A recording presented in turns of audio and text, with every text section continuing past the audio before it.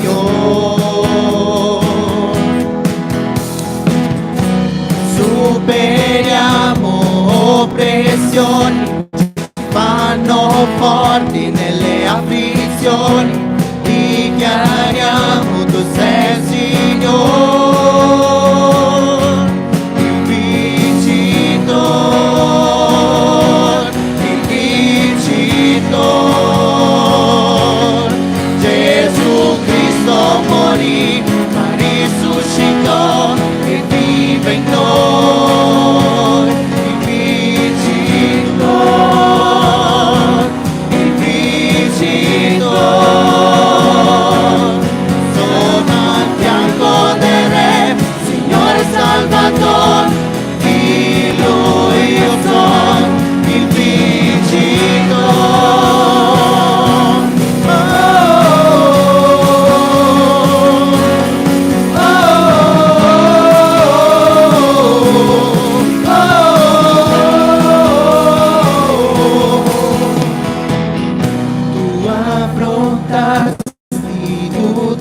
dolor, en croce salvaste il peccator, dichiariamo il tuo onore, il vincitor, il vincitor. Gesù Cristo morì, ma risuscitò e vive in noi, il vincitor, il vincitor. Sono al fianco del Re, Signore Salvatore, di Lui io sono il vincitor, il vincitor. Gesù Cristo morì, ma risuscitò e vive in noi, il vincitor, il vincitor. Sono al fianco del Re, Signore Salvatore, di Lui io sono il vincitor. Oh,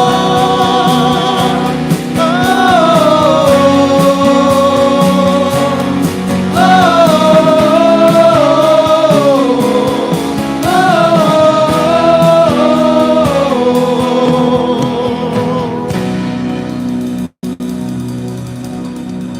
Amen, amen. Continuiamo a lodare il Signore perché noi cerchiamo il Signore, riflettiamo sul fatto di cercare il Signore.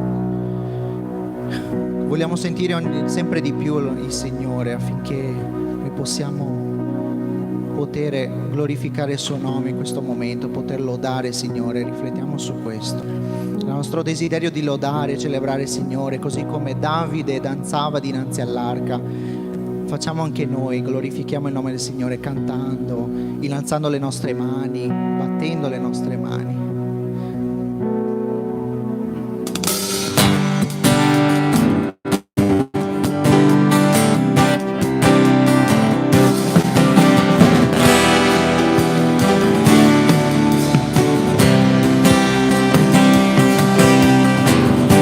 Cerco, vengo a te Signore, mentre ancora in silenzio sei. Io ti cerco e adesso aspetto te, rivelati a me. Signore, voglio te. Signor, ti voglio sentire te, io voglio più di te. Voglio toccarti, vedere il viso tuo, Signore, voglio te. Sto seguendo, sto cercando te, la corona conquista. Sto lottando e te può fermarmi perché sto seguendo te. Signore, voglio te. Signor, ti voglio sentire te, io voglio più di te. Voglio toccarti, vedere il viso tuo, Signore, voglio te.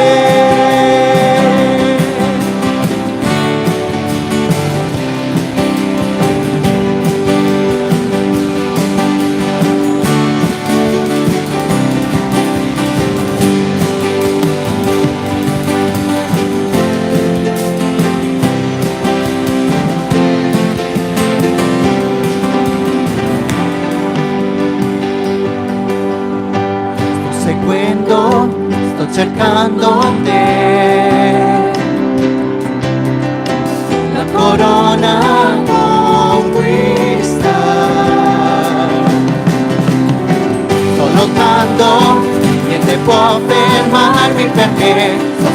seguendo te. Signore, voglio te. Signor, ti voglio sentire te. Io voglio più di te. Voglio toccarti, vedere il viso tuo. Signore, voglio te. La Chiesa, Signore, ti voglio. Signor, ti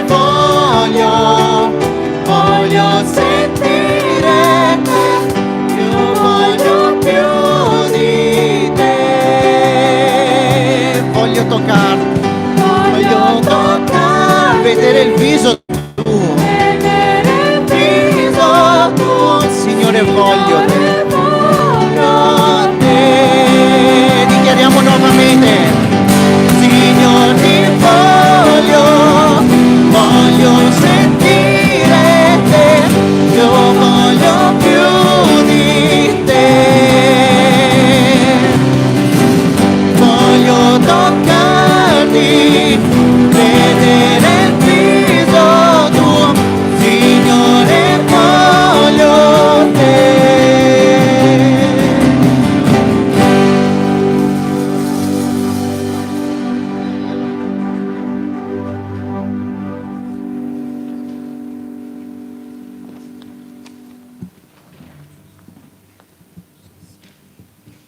Bene, il prossimo canto si chiama Il Credo.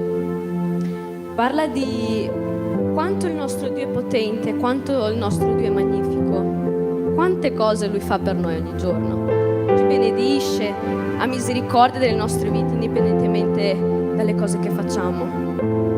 E questo canto parla proprio di noi, di quanto crediamo in Lui, di quanto sappiamo, quanto che Lui opera nella nostra vita. La nostra fede è quello che ci lega a Dio. Amen? Cantiamo?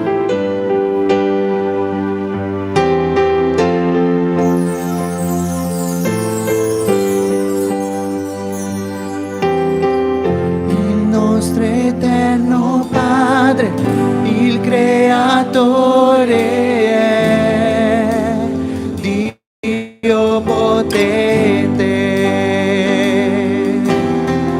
Dal suo Spirito nacque Cristo il Figlio suo, Gesù il Salvatore. Io credo in Dio Padre, io credo in Cristo il Figlio, credo nello Spirito Santo, che Dio tre in uno è. Credo nella resurrezione, che risorgeremo ancora, perché io credo nel nome di Gesù.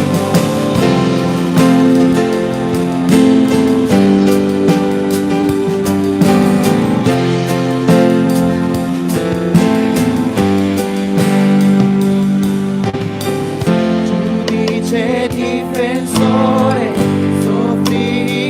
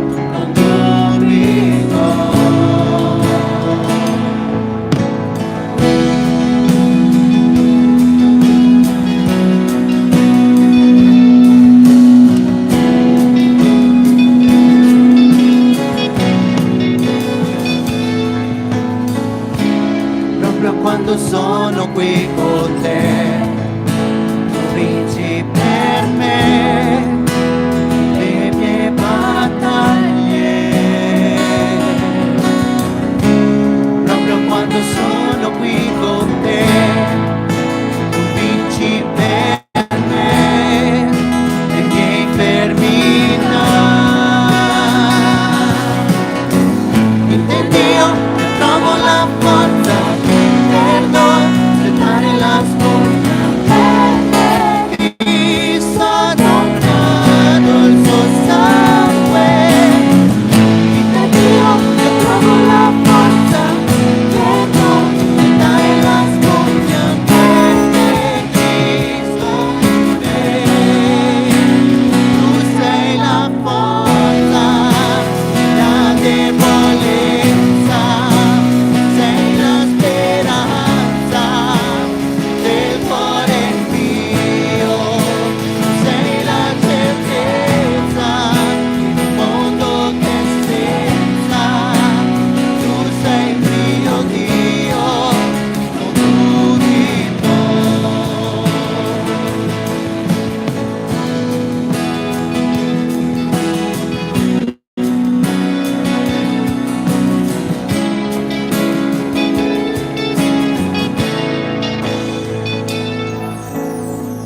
Gesù, tu sei con me, chi sarà contro di me? Se tu, Gesù, sarai con me, io vincerò comunque.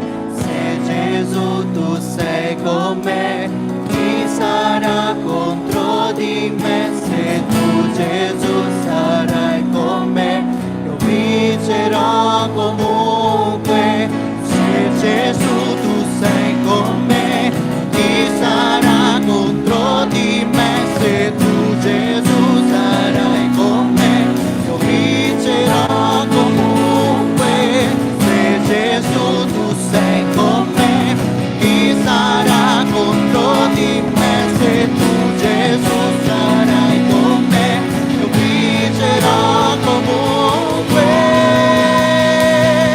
Tu sei la forza, la debolezza, sei la speranza del cuore mio, sei la certezza in un mondo che senza, tu sei mio Dio, non dubito. Tu sei mio Dio, non dubito. Tu sei mio Dio, non dubito.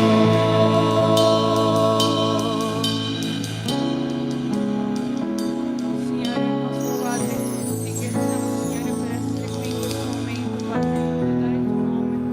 Tu sei nostro Dio, ci dai sempre la forza ogni giorno, Padre. Ti ringraziamo per quello che fai nelle nostre vite, grazie per tutto, grazie per ogni persona che è qui, oh Padre. Benedici la vita del pastore che ci porterà il messaggio. Ti ringraziamo per ogni cosa, in nome di Gesù, amen. Potete sedervi.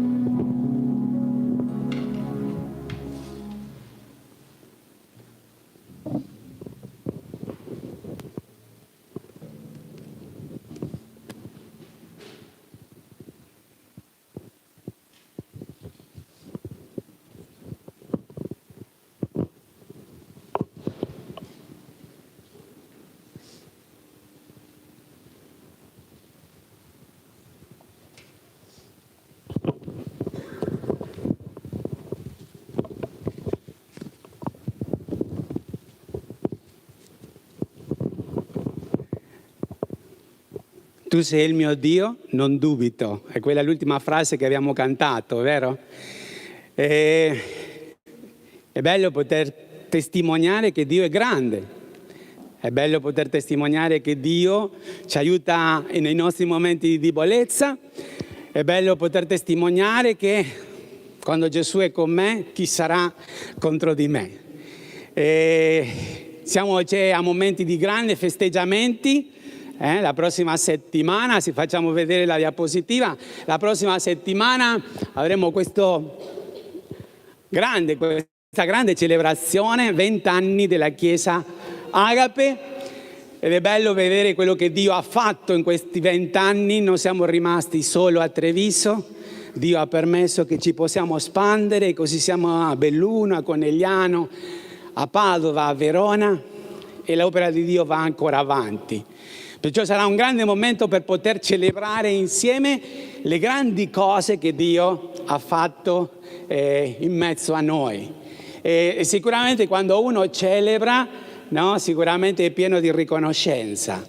E noi quest'anno vogliamo fare qualcosa di diverso. Non lo so come succede nelle vostre famiglie. Nella mia famiglia, quando qualcuno compie gli anni, noi gli facciamo dei regali. Cioè, no, piccoli, grandi, quello che si può, cioè facciamo un regalo al festeggiato. E per la prima volta vogliamo fare questo evento un pochino più, diciamo, in modo diverso, perché stiamo lottando. Lunedì entreremo in zona rossa e lì vengono anche tante incertezze. Avremmo voluto che tutte le sedi fossero presenti la prossima settimana e ovviamente per regolamento non sarà possibile, però voi che siete qui sarà possibile. E insieme vogliamo celebrare per questo. Perciò la prossima settimana avremo modo di poter celebrare portando un piccolo regalo alla Chiesa Agape. Ovviamente al di là di quello che sono le nostre responsabilità, questo lo sappiamo, però oltre questo vogliamo fare un bel regalo per poter celebrare in modo speciale questi 20 anni che il Signore ha regalato alla Chiesa Agape, della quale tutti quanti noi ne facciamo parte. Vorrei che possiamo pregare per il pastore Caio. Lui sarebbe dovuto partire oggi, l'hanno cambiato il biglietto e dovrebbe partire giovedì. Lui vuole essere qui per l'anniversario. Preghiamo che non succeda come già è successo nel passato e che lui possa veramente partire e arrivare. Partire mercoledì mi sembra, arriverebbe giovedì. Perciò preghiamo per questo, preghiamo ancora per il pastore Sandro, per le sue vicissitudini fisiche, che il Signore continui, no, a benedire, a guidare i dottori in tutto questo percorso.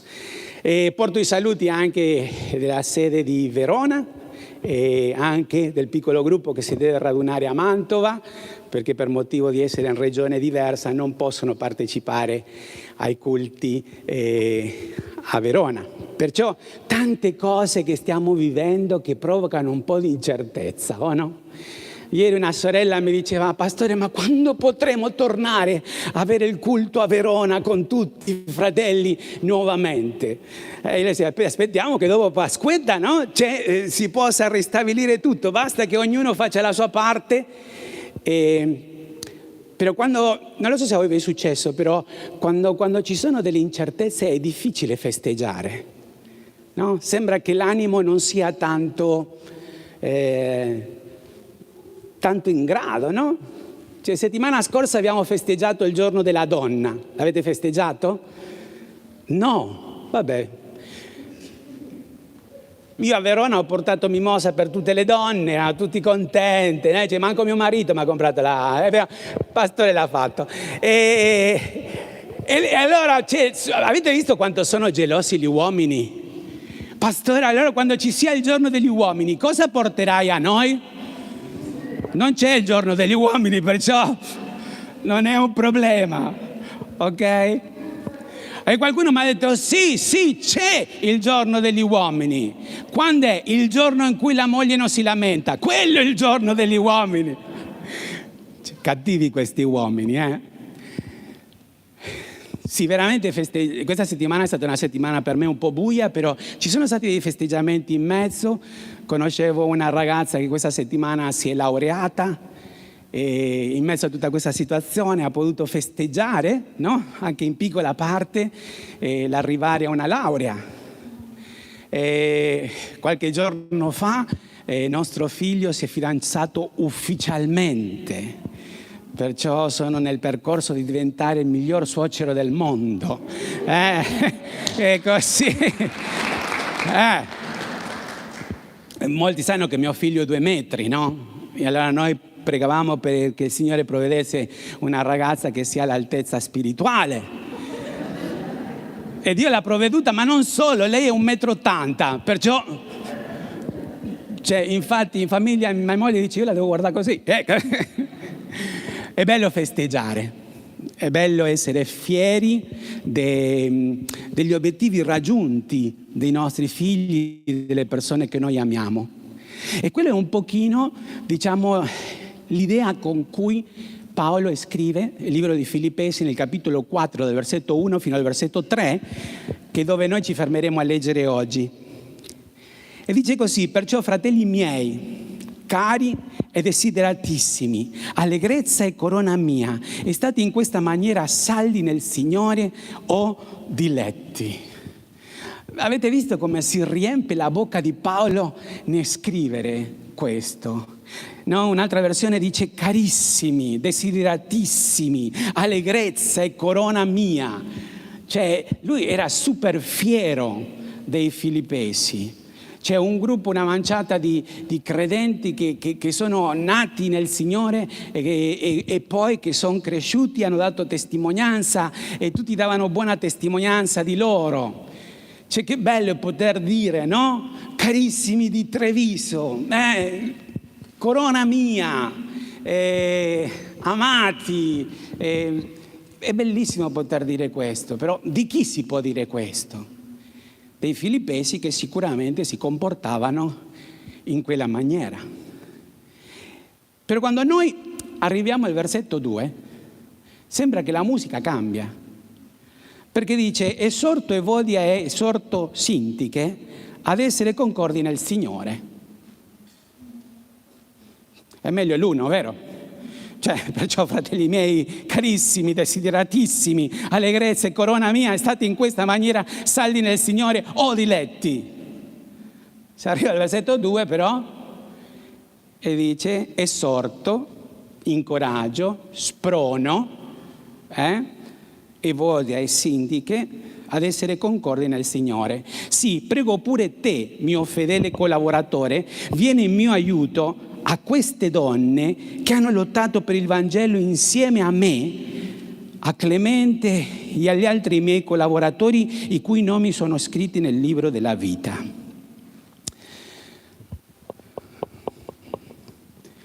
Paolo, ti contraddici? Cioè, nel versetto 1 hai usato ogni tipo di aggettivo per sottolineare di quanto eri fiero di questa assemblea, e dopo passa un attimo e già ti trovi con chi? Ma non due persone qualunque, stiamo parlando di Evodia e Sintiche. Chi erano Evodia e Sintiche? Erano due persone che sono state insieme a Paolo dall'inizio, da quando è nata questa chiesa. E voi sapete che la nascita di una chiesa in quel periodo non era qualcosa di semplice. Perché ricordatevi che noi ci troviamo nella nascita della Chiesa, la grande opposizione del popolo ebraico e la persecuzione dei credenti. Perciò Evodia e Sintiche erano due persone che avevano lottato insieme a Paolo per poter portare avanti che cosa? Il Vangelo di Cristo Gesù. È bellissimo, questi due nomi sono stupendi, hanno dei significati, c'è proprio meravigliosi. A me piacciono molto i nomi, cioè i significati dei nomi, e li avevo scritti qui perché li voglio dire esattamente come significano. Allora, Evodia in greco significa profumo dolce, oppure felice viaggio. È un bellissimo nome, Evodia. Sintiche invece significa destinazione o con un buon destino. Sono due bellissimi nomi. Io non lo so perché noi abbiamo la tendenza di giudicare. Noi siamo esseri umani che abbiamo la tendenza di giudicare. Non lo so se nella vostra vita cristiana avete sentito di qualche famiglia che ha avuto una femmina e l'ha chiamata Evodia o Sintiche. È molto difficile. Perché? Perché praticamente danno un senso negativo queste due donne. Se fino a quel momento magari fosse andato tutto liscio e non avrebbero sbagliato mai, sarebbero stati 2 punti di riferimento e molti avrebbero chiamato anche la figlia Evodia. Evodia, viene a pranzo. Sindiche, non fare così. Noi siamo un po' così. Un'altra domanda. Avete sentito qualcuno che ha avuto un figlio e l'abbia chiamato Giuda? No. Parlo ai giovanotti che un giorno si sposeranno, mi auguro. Se avresti, miracoli succedono ancora, ok? Samuel, ti faccio una domanda. Se tu avresti un figlio, se Dio ti benedice in questa grande maniera, tutto grazia di Dio, lo chiameresti Giuda? Dipende quale. Ok, però quando va a scuola io sono Giuda, per la gente è sempre Giuda, o no? Eppure tu hai molta ragione, perché erano molti quelli che si chiamavano Giuda. Anzi, il nome Giuda era un bellissimo nome, non solo per il suo significato, ma anche per la trascendenza. Abbiamo una marea di Giuda nella Bibbia che prima dell'Iscariota avevano avuto delle caratteristiche incredibili, però arriva l'Iscariota e da quel momento in poi è molto difficile che qualcuno chiami i figli Giuda. Io conosco un pastore negli Stati Uniti che ha avuto dei gemelli, aspettava uno e sono arrivati 2, no? Come al supermercato, 2 per 1. E le è arrivato il secondo e lui si era preparato per il primo, non per il secondo. E allora ha chiamato il suo figlio secondo Giuda. E il pastore ha detto, perché è una buona maniera di testimoniare, così quando gli diranno Giuda, lui dice, ah no, ma io c'ho il nome Giuda che significa questo, che spenderà 40 minuti a spiegare, però per molta gente Giuda è Giuda. E Giuda è quello che ha tradito, e Giuda è quello che ha venduto, Giuda è quello che ha fatto male, Giuda è quello a cui noi non possiamo perdonare, perché noi siamo così. Invece il Signore vuole attraverso questo brano mettere 2 cose: che nelle chiese locali non ci sono esseri umani perfetti, che non ci sono figli di Dio perfetti e non ci sono nemmeno chiese locali perfette, perché noi ci troviamo nel versetto 1 in cui lui ha messo un sacco di caratteristiche, li ha chiamati diletti. Cioè, sapete cos'è il diletto? Quando noi andiamo anche in Salmo 37, versetto 4 e 5, dice: prendi il tuo diletto nell'Eterno ed egli ti darà ciò che il tuo cuore desidera. Cos'è il diletto? È bellissimo il diletto, no? La traduzione in italiano è favolosa, diletto. È più o meno come quando voi andate al mare. No, adesso non lo so se andremo al mare quest'anno, però avete visto quando uno va al mare e c'ha solo una settimana di vacanza? Non so se vi è capitato quello. Primo giorno cosa si fa? Come si arriva, si va al mare, si va alle 7 del mattino, perché soprattutto le donne devono prendere la tintarella, giusto? E stanno di 7 a 7, 12 ore sotto il sole, sopra, sotto, fianco, dall'altro fianco. Quella notte là è bellissima. Si arriva a casa rossi come un pomodoro, capito? E in quel momento là cosa si fa? Come arriva a casa la lotta, chi va per primo alla doccia. E fai la doccia con acqua fredda. Avete provato quella, no? Sembrano degli spilli che arrivano. L'acqua scende così, ti inchioda perché sei completamente scottato. E dopo io non lo so perché, ma molte donne portano al mare i peggiori asciugamani che hanno in casa. Avete visto? Cioè i più brutti, sono quelli che portano, perché il mare è il mare. E dopo che fai la doccia ti asciughi con quell'asciugamano che per risparmiare manco gli ammorbidente li mettono. E quando tu sei tutto bruciato, no? Perché se tu sei marito, buon marito, anche tu sei accanto a tua moglie 7 su 7. E tu, cioè, io personalmente non mi capita molto, però io, cioè, come gira il sole gira l'ombrellone, cioè. Però quando tu passi quell'asciugamano sulla pelle completamente scottata, con quei tipi di asciugamano, ti posso garantire che non è nessun diletto, è tutto l'opposto. Il diletto è quella cosa morbida che ti fa star bene, che c'è un grande senso di benessere.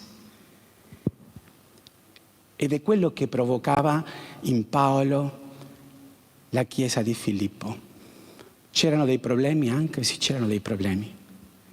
Evodia e Sindiche avevano problemi tra di loro. E apparentemente non si mettevano d'accordo. Infatti dice chiaramente, no, l'abbiamo letto, che non erano concordi nel Signore. Concordi nel Signore. Si può essere non concordi nel Signore? Stiamo parlando del Signore, la parola che viene utilizzata lì è la parola Kyrios o Kurios in greco, che non è altro che la traduzione di Yahweh dell'Antico Testamento, quella versione che dice io sono, no? L'Eterno io sono, colui che ero, che è, che sarà, cioè l'Eterno. Si può non essere d'accordo nel Signore? Abbiamo qualche esempio nella Bibbia di persone che non erano concordi nel Signore? Sì, mi viene in mente per esempio un paio di grandi uomini di Dio, Paolo e Barnaba. Due grandi servi di Dio, uno veniva nominato così, non era il suo vero nome perché il suo vero nome era Giuseppe, però lo nominavano Barnaba, che significava figlio della consolazione. E poi abbiamo Saulo di Tarso, che dopo la sua conversione lui si è fatto chiamare, no? L'hanno chiamato Paolo, che significa piccolo perché lui si considerava il più piccolo degli apostoli.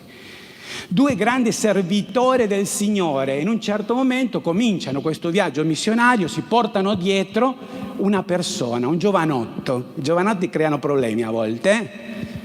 Si portano chi? Gianmarco. Il viaggio missionario veramente, come l'abbiamo detto, la Chiesa primitiva ha sofferto persecuzione, sono stati abbattuti, sono stati messi in carcere, molti sono morti. E Paolo e Barnaba erano due personaggi che erano in prima fila. Perciò se tu sei un giovanotto che sei accanto a Paolo e Barnaba, molto probabilmente se a loro gli danno 10, a te meno 5 te le danno. E in un certo momento del viaggio cosa succede? Gianmarco fa quello che non si deve fare, cioè scappa.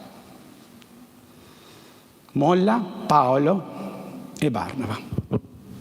Si va avanti nella storia e dopo, si farà nuovamente il viaggio andando avanti nella storia, un altro, e Barnaba vuole portare a Gianmarco. E noi ci troviamo in uno di quegli eventi nella storia in cui ci troviamo con due persone che biblicamente tutte e due hanno ragione. Perché? Perché Paolo diceva chiaramente, una persona che serve il Signore e poi si tira indietro quando c'è la difficoltà non è degno di poter essere nell'opera. Una persona che non si afferra alla fede e alla volontà di Dio e si tira indietro non è adatto per poter servire il Signore. Perciò in questo percorso non ce lo dobbiamo portare. E questo era Paolo. E biblicamente aveva ragione, perché la Bibbia dice chiaramente affida il ministero a uomini fedeli. E fedeli è bellissima perché la traduzione del greco significa che inizia e porta a termine. E cosa aveva fatto Gianmarco? Aveva iniziato e aveva lasciato il viaggio a metà. Perciò aveva ragione Paolo? Aveva ragione Paolo. Dall'altra parte c'era Barnaba, il cui nome significava figlio della misericordia. E lui che cosa dice? È vero che lui ha sbagliato, però Dio non è anche l'Iddio delle seconde chance, delle seconde opportunità. Nell'Antico Testamento loro avevano testimonianza di tanti, no? Che avevano fatto male, poi Dio dà una seconda opportunità e poi si rinizia da capo. Aveva ragione Barnaba? Aveva ragione Barnaba. È come quella volta, no? Che uno si mette di fronte all'altro e io scrivo un 6 e io vedo un 6, però chi è di fronte a me non vede un 6 ma vede? E la domanda è: chi ha ragione, il 9 o il 6? E noi vediamo che in quel non essere d'accordo si separano. Il viaggio che doveva avere solo un percorso si trasforma in 2 percorsi. E così Paolo trova altre persone e trova un altro giovanotto che lo aiuterà nel ministero, il cui nome è Timoteo. E noi vediamo che Paolo fa l'opera di Dio e Dio usa Paolo, usa Timoteo e vanno a un sacco di posti che erano predestinati da fare, mentre che Barnaba fa un altro percorso insieme a Gianmarco e quel ministero che doveva avere 200 chilometri si trasforma in 400 chilometri. Quel team che doveva essere formato da 2 leader e un giovanotto si trasforma in 2 leader e 2 giovanotti. E allora qualcuno dice: vedi che Dio benedice le divisioni? Da cosa possiamo capire che non è stata una divisione? È stata una separazione di 2 servi di Dio che conoscevano le scritture, che amavano Dio e che difendevano il punto di vista biblico. Come abbiamo visto, tutti e 2 erano giusti. Voi non vedrete una sola volta nel viaggio di Paolo che per un attimo Paolo avesse mai criticato Barnaba. E non vedrete mai una volta che Barnaba nel suo viaggio ha criticato Paolo. Questa è una cosa che la dice molto lunga, Sapete perché? Perché ci troviamo con 2 persone spirituali che non erano concordi perché avevano diversi punti di vista, ma entrambi volevano fare la volontà di Dio. E quando noi ci troviamo, andiamo tutti d'accordo? Io non lo so, a volte nella mia famiglia non siamo d'accordo in certe cose. Però arriva il momento nel quale bisogna prendere decisioni e qualcuno deve prendere decisioni. E ci sono quelli che prendono la decisione, c'è quelli che devono seguire, però uno che cosa vuole? Vuole il meglio per sé o vuole il meglio per la famiglia? E questo è quello che hanno deciso Paolo e Barnaba. E noi vediamo che Dio benedice tutte e 2. Il ministero si moltiplica. Nella fine dei giorni Paolo scrive a Barnaba una lettera. E in quella lettera le dice: mandami Gianmarco, perché è utile per il ministero. Con quella frase lui stava dicendo: sono riconoscente che tu abbia visto quello che io non ho visto.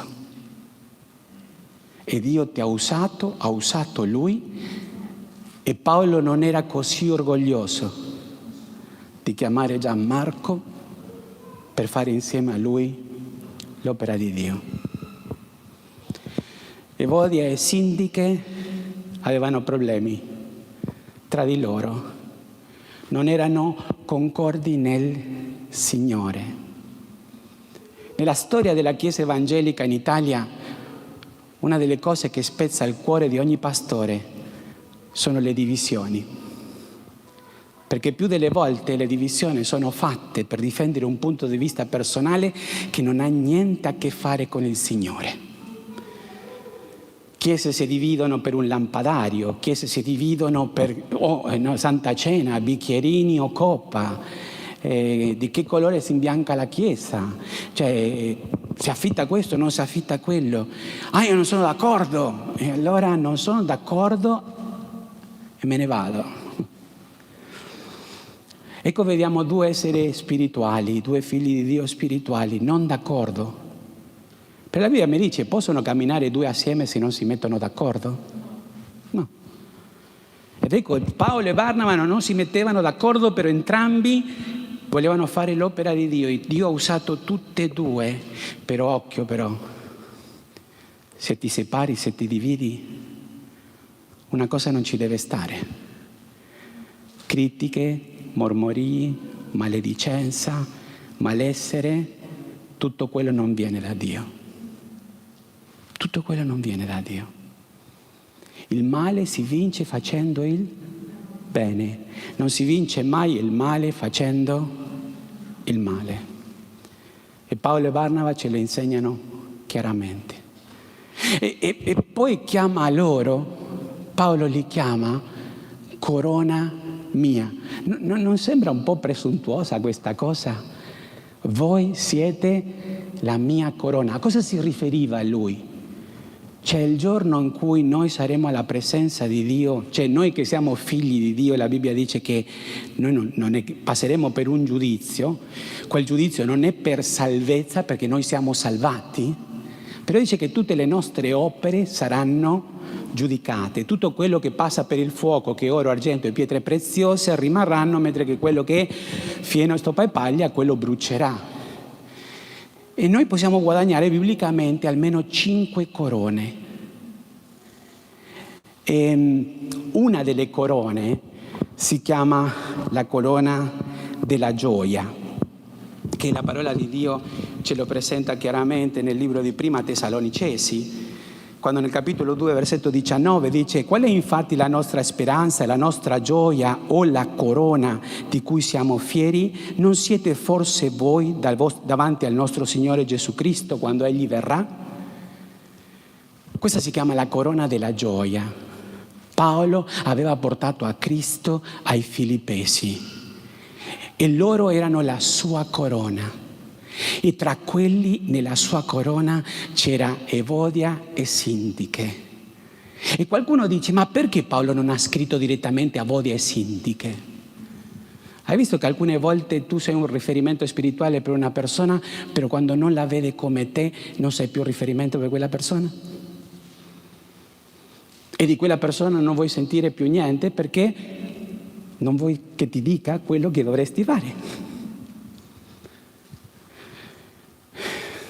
E allora Paolo si affida ai Filippesi e dice: chiama a una persona, lo chiama fedel collaboratore, ok? Noi non sappiamo chi sia questo fedel collaboratore che Paolo lo manda a parlare con queste due donne che non erano d'accordo.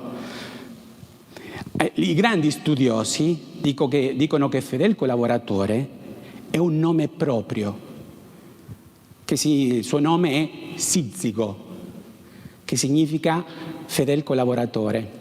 Allora, che sia Sizzico a cui gli è stato chiesta questa cosa, oppure che sia stato un fedel collaboratore di cui noi non sappiamo chi sia, la cosa era che le aveva affidato un ministero difficilissimo. Perché mettere d'accordo due persone non è facile. Ed è molto facile avere due pesi, due misure. E Dio comunque ci chiama più di una volta, soprattutto attraverso le epistole pastorali, ad essere uniti, ad essere una sola cosa, ad avere uno stesso modo di pensare, ad avere uno stesso modo di sentire. Quella è la volontà di Dio. Cari miei, ricordatevi che la volontà di Dio è sempre unire di più. La volontà di Satana è sempre dividere di più. È per quello che la Bibbia dice: non date spazio al diavolo, perché quando il diavolo entra in una chiesa locale, che cosa fa? Divide. E l'abbiamo detto, esistono chiese perfette? No. Esistono credenti perfetti? No. Esistono pastori perfetti? No. Ah, certo, una bella giustificazione, pastore. No, è la realtà. Paolo diceva: il bene che vorrei fare non lo faccio, il male che non vorrei fare proprio quello faccio. Qua non ci salviamo nessuno. Ma poi Paolo dice: proseguo il corso verso la meta per ottenere il premio della superna vocazione di Dio in Cristo Gesù. Come si fa a andare d'accordo nel Signore? 3 cose importanti da fare se uno vuole andare d'accordo nel Signore. E questo ce lo insegna la Chiesa primitiva. Se noi andiamo a vedere quello che ci dice la parola di Dio, in Efesini capitolo 6, versetto 1, dice: rivestitevi della completa armatura di Dio affinché possiate stare saldi contro le insidie del diavolo.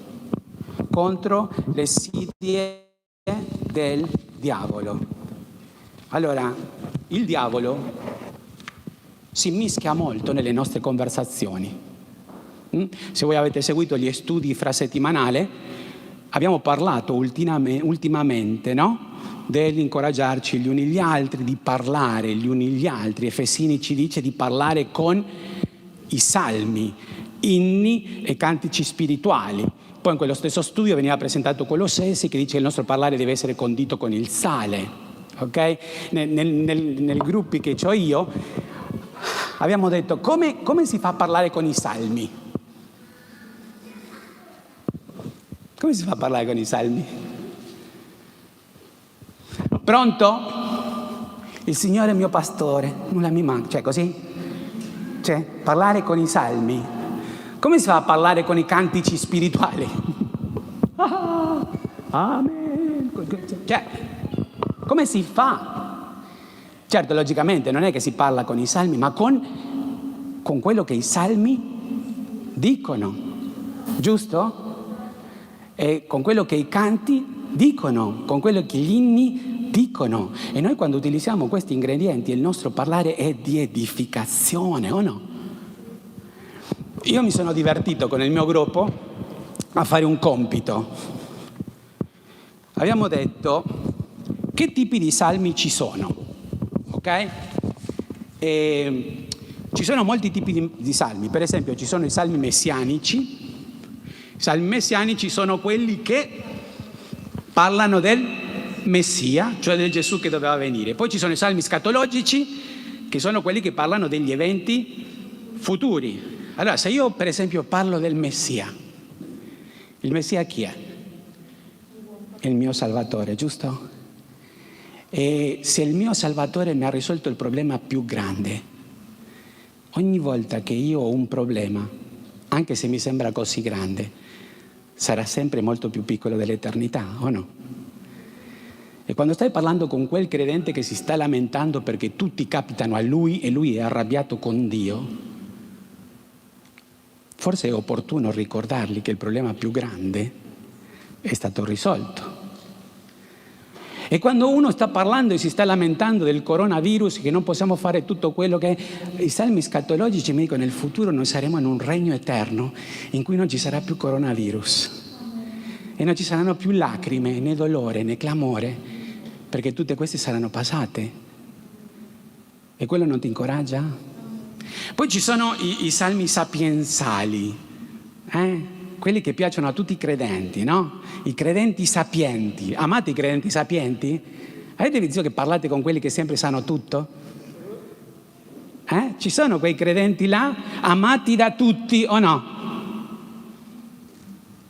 Eppure la conoscenza ti rende più saggio. Poi ci sono quelli di coscienza di peccato. Quella sorella non la sopporto. Ma Dio ci ha messo insieme perché tu la possa amare. No, quella non si può amare. Coscienza di peccato. Ci sono i salmi elegiali. No, quali sono i salmi elegiali? Quelli che ti portano al successo. A me piacciono questi salmi. Quando ti senti abbattuto, quando ti senti che non ce la fai, prendi uno di questi salmi e tu vedi la grandezza di Dio. Poi ci sono quelli imprecatori. Signore, distrugge il pastore. Fallo morire, Signore. E fai un favore alla Chiesa. Ok? Beh, grazie a Dio Gesù ha cambiato questo. No? Perché lui ha detto di amare i vostri nemici, perciò i imprecatori non ci sono più, perciò si pregava per la morte del pastore, non ti risponderà il Signore. Poi ci sono i salmi cultici. I salmi cultici sono tutti questi, sono molto interessanti perché sono quelli che riconoscono Dio come re. E quando Dio è il tuo sovrano, chi è che decide? Chi ha in controllo tutto? Chi non perderà mai il suo potere? E quando Satana ci fa lo sgambetto, chi è che comunque può vincere? Dipende se io do spazio al diavolo oppure no. Paolo e Barnaba non hanno dato spazio a chi? Al diavolo. E perciò Dio ha benedetto. Poi ci sono questi che mi piacciono un sacco, i salmi di lode, vedete quanti sono? E quando uno loda riconosce quello che Dio ha fatto, fa e farà. Quando noi parliamo dobbiamo mettere queste cose e voi vedrete non solo che voi edificherete i fratelli, ma sarete edificati dai fratelli. Questo lo volevo evitare, però ci sono. E sono i salmi che hanno delle lamentazioni.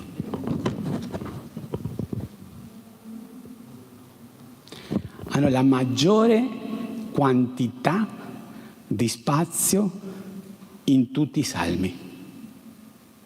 Sono molto più delle lodi. E sapete cosa vi dico? Che questo è molto triste.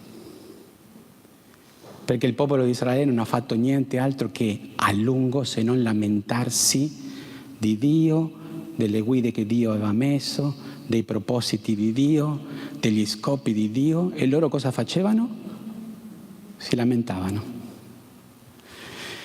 Evodi e Sindiche non erano d'accordo. La Bibbia non ci dice qual era il problema tra loro due. E che ci importa qual era il problema? Il problema è che c'era un problema. E il problema è che non lo volevano risolvere. Avete notato nella Bibbia che ogni miracolo inizia con un problema? Non c'era da mangiare per i 5.000 uomini? Problema? Dio cosa fa? Un miracolo.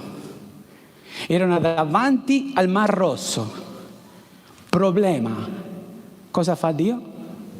Un miracolo. Muore Lazzaro. Cosa c'era? Un problema. Cosa fa Gesù Cristo? Lo risuscita. Un miracolo. Quando si presentano problemi fra di noi, è un'opportunità o di lamentarti o di vedere il miracolo di Dio. Perché Dio lo può fare se noi glielo permettiamo. Ma se noi non glielo permettiamo, i miracoli non si verificheranno mai. Concludiamo questa mattina vedendo quello che diceva lì nel versetto 1. Perciò, fratelli miei, cari e desideratissimi, allegrezza e corona mia, state in questa maniera, saldi nel Signore. Saldi nel Signore. Questa parola si ripete un sacco di volte nella Bibbia. In 1 Corinzi 15,58 dice: perciò, fratelli miei carissimi, state saldi, incrollabili, sempre abbondanti nell'opera del Signore, sapendo che la vostra fatica nel Signore non è vana. Efesini 6,11 dice: rivestitevi della completa armatura di Dio affinché possiate stare saldi contro le insidie del diavolo. Colossesi capitolo 4 versetto 12 dice: Epafra, che è dei vostri ed è servo di Cristo Gesù, vi saluta. Egli lotta sempre nelle vostre faccende in preghiera, affinché siate saldi, uomini compiuti. 1 Pietro 5,12: per mezzo di Silvano, che è considerato vostro fedele fratello, vi ho scritto brevemente, esortandovi e attestandovi in questa cosa della grazia di Dio, affinché siate saldi. Saldi. Sapete, io questa parola non l'avevo capito molto bene fino a 2 viaggi che ho fatto nella mia vita. Una volta mi è capitato di andare alle famose cascate dell'Iguazú, no? Secondo me una delle più belle cascate del mondo, ok? Gli argentini abbiamo la parte più bella, ovviamente. i brasiliani c'era qualche cosa, però gli argentini c'avevano la parte più bella. Facendo la gita nelle cascate dell'Iguassù, per chi c'è stato lo sa, lì c'è la terra che è di colore rosso fuoco, ok? Oh, basta, è così, ok, è giusto. Ok, allora, quando stavo facendo questa gita, no, mi ha stupito una quantità di alberi che erano vicino alle cascate, perché erano tantissimi, sottili, cioè tronco sottili, altissimi, questi alberi, uno accanto all'altro, e sembrava una cosa stupenda, però quello che mi stupiva è che erano alti e molto magri, ok? Qualcosa che non funziona tanto bene, cioè alti e magri, però. Allora, non te la prende Samuel, non te la prende. E allora che cosa succede, no? Quando sto vedendo questo, la guida mi dice, la vedo un po' perplesso. Ho detto, sì, io sono abituato che più alto è l'albero, più robusto deve essere. E lei mi dice, sì, infatti questo è un albero che non serve a niente. Ho detto, come mai? Perché questi alberi hanno le radici molto corte. Come la terra è molto fertile, crescono velocemente, ma non sono forti. E noi per 2 mesi non abbiamo pioggia. Quando passano questi 2 mesi, la prima pioggia, il primo vento che c'è, sapete cosa succede? Tutti questi alberi cadono. Sapete perché? Perché non sono saldi. Perché non sono saldi. Anni dopo sono stato per ministero nell'isola di Roatán, nel Centro America. E lì invece ho visto altri alberi. Prima volta nella mia vita che vedevo le mangrovie. E mi hanno portato a vedere le famose mangrovie, no, dell'isola di Roatán. Certo, per me non significava niente perché non ero al corrente che cosa erano le mangrovie. E sapete, sono alberi che crescono proprio a fianco rivi d'acqua. Le radici loro sono talmente grandi, perché sono continuamente a bere dell'acqua, che praticamente crescono e si intralazzano. Per esempio, avete visto come sono di solito i fiumi, no? Che c'è una parte e poi c'è la parte di fronte. E praticamente questi crescono, le mangrovie, e creano come se fosse un tunnel. E a volte anche le radici si intrallazzano, sia sopra che dopo le rami sopra. Certo, una cosa simpatica da vedere, però non vedevo neanche l'utilità. E ancora una volta la guida mi dice, lo vedo perplesso. A me mi vedono sempre perplessi le guide. E allora ho detto, che cosa c'ha di importante queste mangrovie? Ho detto, ma non lo so. Lei mi ha spiegato, se lei lo sapeva, ma da poco è passato l'uragano Caterina. Avete notato che tutti gli uragani hanno nome di femmine? Ci sarà qualche motivo, o no? Ok, comunque, Caterina è passata di qui. E Caterina ha fatto un sacco di disastri, cioè ha distrutto migliaia di case, ha di tutto, Però quelli che erano furbi gli hanno messo le loro barche in questa zona dove c'erano le mangrovie, non gli è successo proprio niente. Caterina è passata sopra le mangrovie e non si è rotto un pezzo d'albero. Alberi saldi. La parola di Dio nel Salmo 1 ci dice che il figlio di Dio può essere piantato a fianco rivi d'acqua. E se tu vuoi essere saldo, tutti noi sappiamo che l'acqua nella Bibbia uno dei suoi significati è la parola di Dio. Se tu vuoi essere saldo, le tue radici devono essere nell'acqua. E tu devi leggere quella parola di Dio, la devi studiare, meditare, memorizzare, ma soprattutto mettere in pratica. E quando tu ti trovi con persone con le quali non vai d'accordo, se le tue radici sono nell'acqua, tu vedrai prima o poi che potrai camminare insieme, perché quella è la volontà di Dio. Il Signore Gesù lo chiese al Padre e disse: Padre, così come io e te siamo uno, io ti chiedo per loro, affinché anche loro siano uno. Vogliamo vedere miracoli? In mente ti viene qualcuno con cui non vai d'accordo? La soluzione qual è? Scappare? Dividerti? O la soluzione è immergerti sempre di più nell'acqua? E non è importante chi vive il 6 o chi vive il 9. Quello che è importante è fare la volontà di Dio insieme.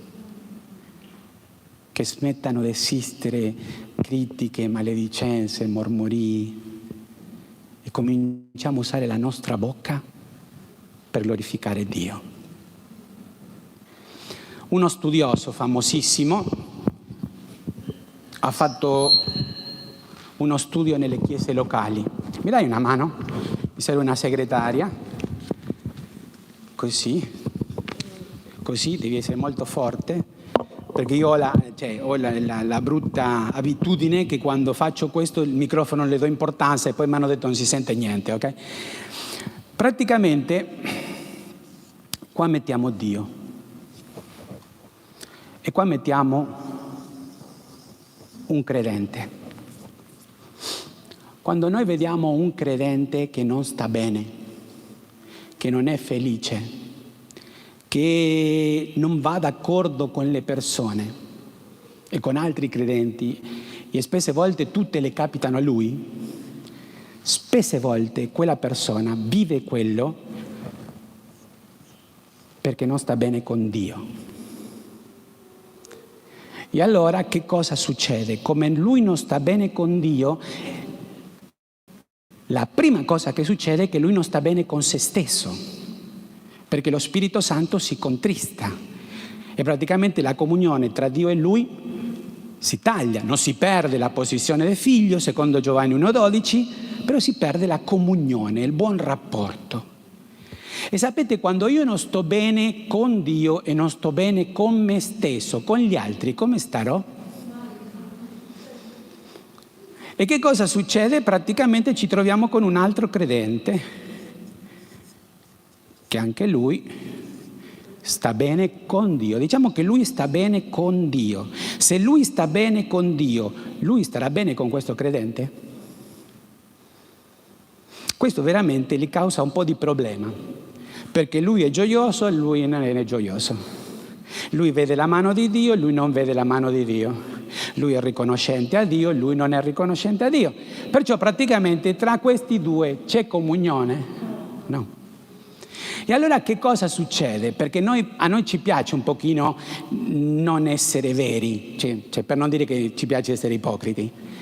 E allora che cosa succede? Quando il credente spirituale domanda a questo che come stai? Qual è la risposta? Bene. Perché se io dico che sto male, lui mi giudica. Lui è sempre quello che sa tutto, è lui è quello che è spirituale, quello che vede la mano di Dio, quello che predica sempre, io non lo sopporto. Ok? Allora praticamente noi cominciamo a usare quelle che vengono chiamate maschere. Sto bene, ma non sto bene. E così comincio a usare diverse maschere. E che cosa succede? Arriva il momento in cui io creo un muro. E questa persona come sta? Male. Sapete qual è il problema di questa persona, secondo questo studioso? Si crede sempre la vittima delle situazioni.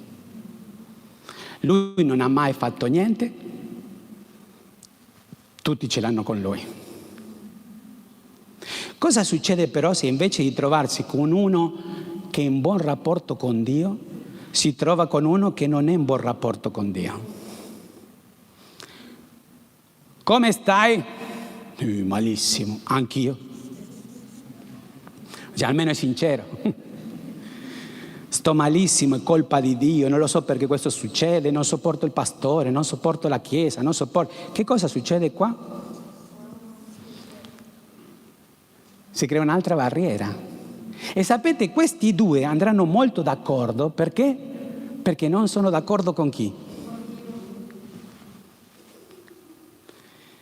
Però arriva il momento, perché noi siamo così, che o questo fa qualcosa o questo fa qualcosa e già non andiamo d'accordo nemmeno con quello.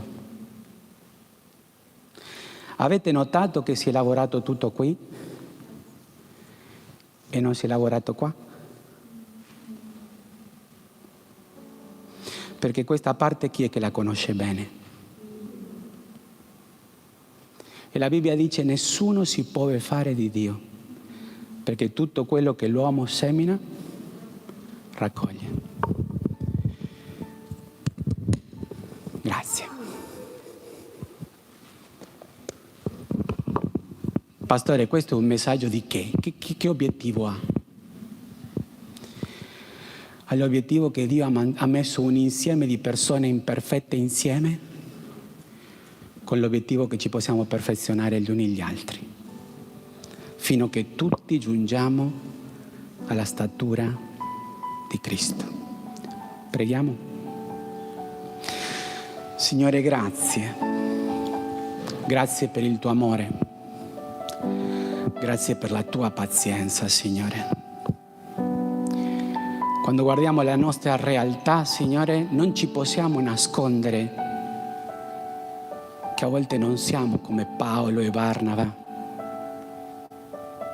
davanti ai problemi. E dobbiamo confessare, Signore, che a volte non vediamo miracoli, perché davanti al problema reagiamo male e non come vorresti tu. Grazie, Signore, per l'esempio di Evodia e Cindy, che in un primo momento molto fedeli a Dio, però davanti a un problema, Signore, non riuscivano ad andare d'accordo. E a volte quello succede anche fra di noi. Signore, aiutaci a non vedere le cose come le vediamo noi, ma a vederle come le vedi tu. E che i problemi che possono essere fra di noi possano essere un'opportunità di vedere i tuoi miracoli.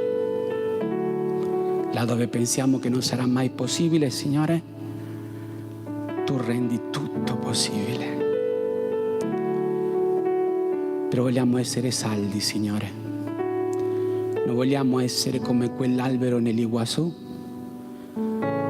che al primo vento, alla prima pioggia cadrà, perché le radici non sono forti.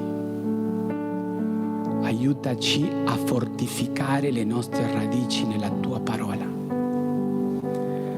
ad essere forti in te, ad amare come ami tu, a servire come hai servito tu, a fare la tua volontà. Chiediamo la tua benedizione nel nome di Cristo Gesù. Amen.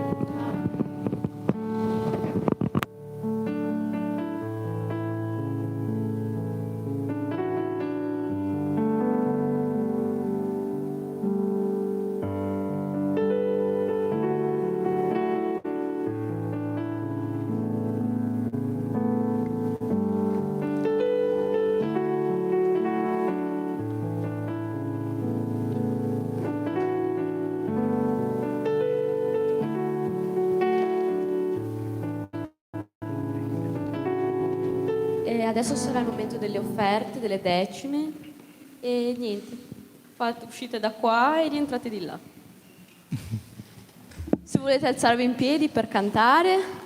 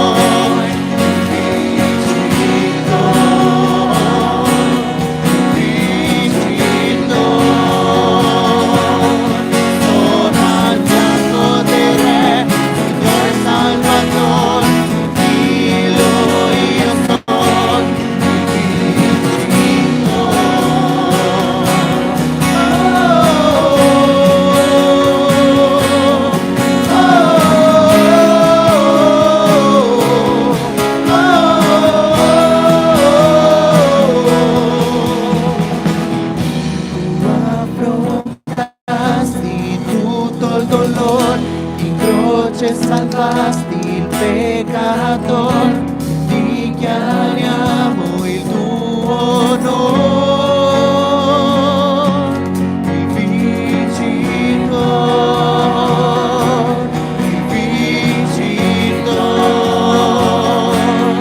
Gesù Cristo morì, ma risuscitò e vive in noi. Il vincitor, sono al fianco del Re, Signore Salvatore, di Lui io sono il vincitor, il vincitor. Gesù Cristo morì, ma risuscitò e vive in noi. Il vincitor, sono al fianco del Re, Signore Salvatore, di Lui io sono il vincitor.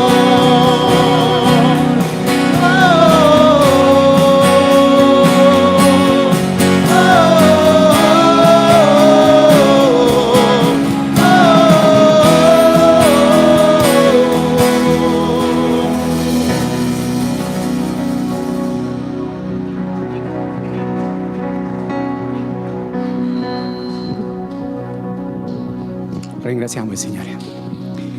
Signore, grazie per questo momento d'offerta. Tu conosci ogni singolo cuore allegro che ha donato questa mattina. Benedice, Signore, i donatori.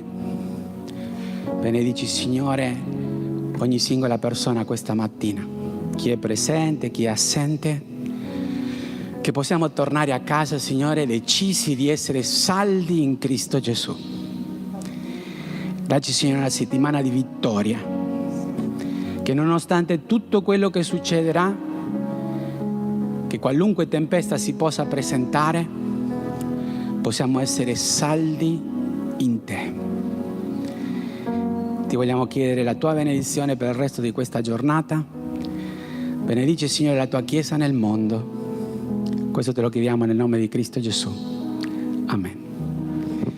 Solo un secondo, qualche annuncio. Mi auguro che tutti quanti siate coinvolti in un gruppo di studio.